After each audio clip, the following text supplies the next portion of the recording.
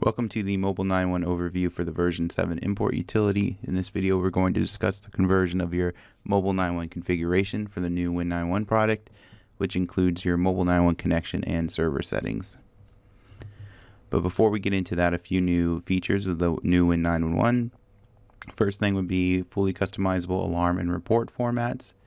What we mean by that is that you can take the alarm information and create any format that you want. It does have to be plain text because that's what the app supports, and so you can also do the same thing with your report formats.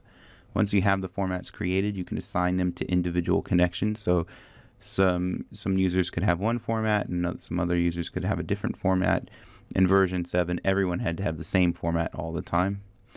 You can also set a few other permissions and options for each Mobile 9.1 connection. First would be ACK permission. If you want some users to be able to ACK and some not, you can set that on a per connection basis. And alarm request, you can control which alarms a particular connection can request. That would be good for, let's say you're monitoring two different plants, plant A and plant B. You have an operator that when he requests alarms, you only want him to see alarms from plant A, so you can create that that barrier for him so that he can only see alarms that are relevant to him. So what's going to be converted? Your Mobile 9.1 gateway settings, which is your server settings. The Mobile 9.1 server piece itself is not part of this utility. That will have to be migrated if it was running on the same Win9.1 machine on its own separately from this tool. We're also going to convert the Mobile 9.1 connections, which are your actual users in version 7. We're going to convert the Mobile 9.1 gateway settings, which are your server settings for the Mobile 9.1 server. On the left, we have version 7. On the right is the new Win9.1. We're going to grab the primary Mobile 9.1 address and convert that, and we'll also grab the port number. You'll notice that there is no section for the secondary Mobile 9.1 server because we're not supporting that in the new Win9.1. So even if there was something configured there, we're not grabbing that. Next are the connections. Again, on the left, we have version 7. On the right, we have the new Win9.1. We're going to convert everything that we can that's relevant. So first thing would be the name, Tom Jones. So we'll convert that to Tom Jones :0. The reason there's a :0 there is because the 0 represents the index within the phone book. So you can see this entry here is the first one, so it is 0. If I had a second Mobile 9.1, it would be Tom Jones :1. The reason we have that here is because we don't have a phone book in the new Win9.1, so you can't have the same name. You can't have duplicate names, so we have to have something in there to make them different. So we'll grab the name. We'll also grab the acknowledge code. So I jumped over to a different tab on the right. This is where you can control the acknowledgement for a particular user. We're going to take the acknowledge code and put it in there. If you want to disable acknowledgements, you can set that to do not allow.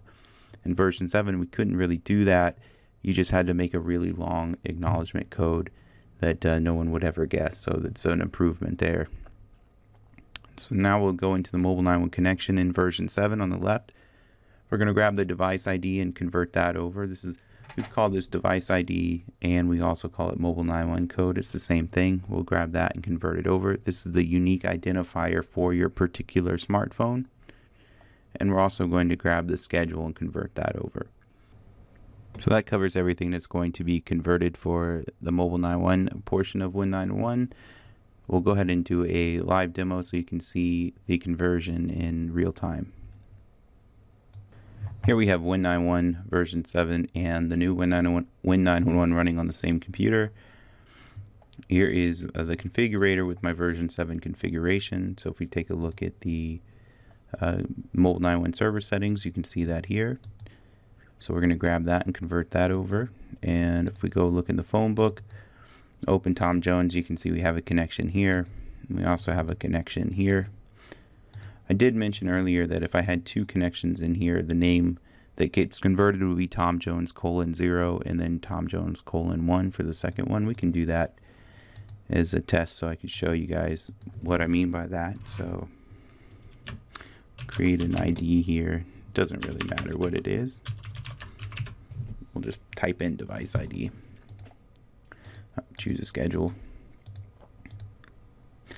So we'll say OK. So that's everything that's going to be converted. So let's save it and run the utility.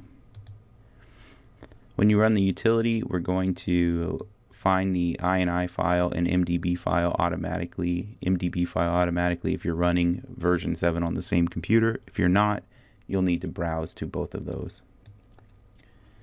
Once you click next, it's going to give you a summary of everything that's going to be converted. We're concerned with the mobile 911 connections and the gateway. So we'll hit next and it will start the process of converting. The process is pretty quick because our configuration's fairly small. If you have a larger configuration, it may take a little bit longer. So it is finished now. If you did have any errors when you ran your import, there is a log file that will specify those errors for you, so you can try and figure out what it is about your configuration it doesn't like. So now we'll launch Win911. We'll go into contacts and go into mobile 911, go to the gateway so we can see our gateway server was converted, localhost and the port number. And we can jump over to the connections and we'll see that we have Tom Jones. The first one is a 0 and the second one's got the 1 on it. Here's the name, here's the device ID and the schedule.